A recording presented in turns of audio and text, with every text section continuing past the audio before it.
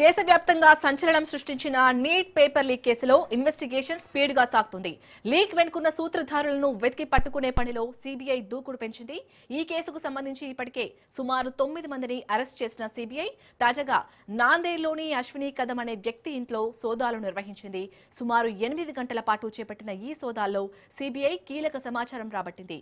ఈ neat paper leak వ్యవహారం మొత్తం టెలిగ్రామ్ ద్వారా జరిగినట్టు గుర్తించింది.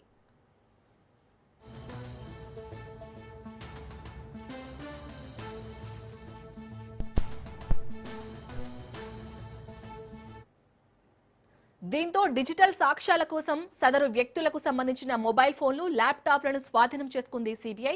అయితే వీరు నీట్ పేపర్ ఒక్కొక్కరికి 5 లక్షలకు విక్రయించినట్టు దర్యాప్తులో బయటపడింది. దీంతో లీకైన పేపర్ కొన్న విద్యార్థుల తల్లిదండ్రులను పిలిచి విచారిస్తున్నారు సీబీఐ అధికారులు.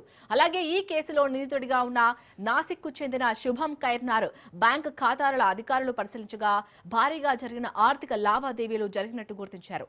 ఇక నిందితులకు వచ్చిన ఫోన్ కాల్స్ ఆధారంగా నెట్వర్క్ వెనుక ఉన్న అసలు సూత్రధారుల పట్టుకునేందుకు సీబీఐ వేట సాగిస్తోంది.